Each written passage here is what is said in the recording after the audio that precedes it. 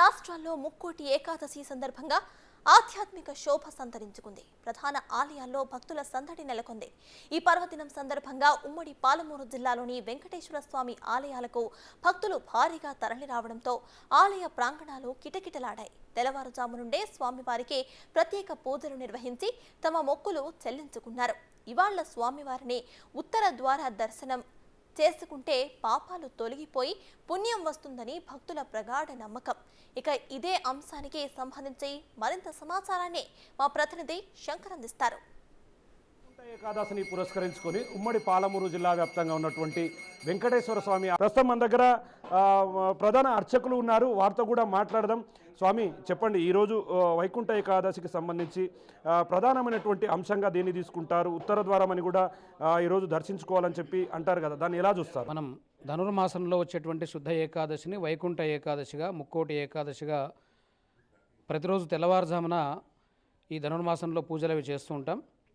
అయితే ఒక సంవత్సర కాలం మనకు అయితే దేవతలకు ఒక రోజు, దాన్ని ఉత్తరాయణంగా పగలుగా భావిస్తాం, దక్షిణాయనాన్ని రాత్రిగా భావిస్తాం.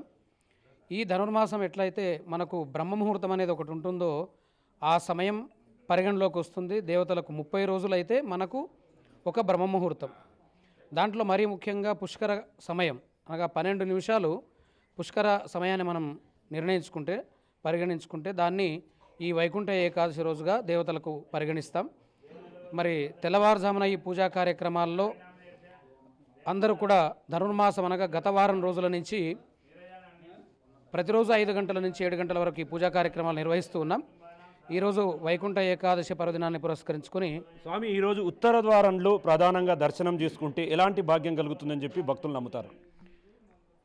పూర్వకాలంలో మహావిష్ణుమూర్తి దుష్ట శిక్షణ శిష్యరక్షణ గావించడానికి రాక్షస సంహారం చేసినప్పుడు వారు ఆ విధంగా సంహారం చేసి తిరిగి వైకుంఠానికి వస్తున్నటువంటి సందర్భంలో 33 కోట్ల దేవతలందరూ కూడా ఆయనకు స్వాగతించడానికి వైకుంఠానికి వెళ్ళారు.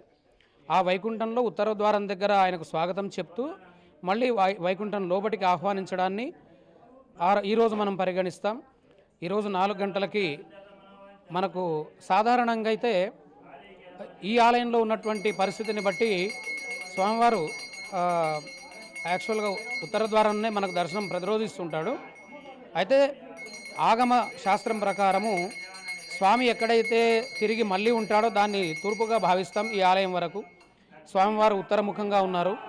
మరి దానికి పరిగణలోకి తీసుకుంటే సాధారణంగా మనకు పడమరైనటువంటి దిక్కు ఈ ఆలయం వరకు, ఈ ప్రాంగణం వరకు ఉత్తర దిశగా భావించి మనం ఉత్తర ద్వారాన్ని ఒకటి ప్రత్యేకంగా మనం ఏర్పాటు చేసుకుని దాని గుండా భక్తులను దర్శనానికి ఈరోజు అనుమతిస్తూ తద్వారా అర్చన పూజాది కార్యక్రమాలు నిర్వహిస్తూ ఉన్నాం. అంటే స్వామి సాయంత్రం వరకు కూడా ఈ కార్యక్రమాలు ఏ విధమైనటువంటి పూజా కార్యక్రమాలు చేస్తారు? ఇక్కడికి వచ్చే భక్తులకు కూడా ఎట్లాంటి సౌకర్యాలను ఏర్పాటు చేశారు? ఇక ఉదయం 4 గంటల నుంచి ప్రారంభమైనటువంటి పూజలు, వారికి గోదా శ్రీకృష్ణ పరమాత్మ వెంకటేశ్వర స్వామి అష్టోత్తర నామావళి, మరి వైకుంఠవాసుడైనటువంటి మహావిష్ణుమూర్తి యొక్క విష్ణు సహస్రనామంతో అర్చన ఇత్యాది పూజా కార్యక్రమాలను కూడా నిర్వహించాం.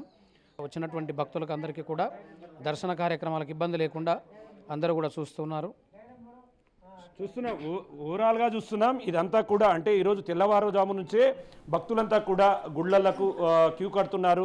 తెల్లవారుజాము నుంచే తమ మొక్కులు తీర్చుకుంటూ స్వామివారికి పూజలు చేస్తున్నటువంటి పరిస్థితి కనిపిస్తుంది. ముఖ్యంగా ముక్కోటి ఏకాదశి రోజు ప్రత్యేకమైనటువంటి పూజలు నిర్వహించి స్వామివారిని ఉత్తర ద్వారంలో దర్శించుకోవడం వల్ల తమ పాపాలు తొలగిపోయి అంతా పుణ్యం కలుగుతుందని చెప్పి కూడా భక్తులు ప్రగాఢంగా నమ్ముతున్నటువంటి పరిస్థితి.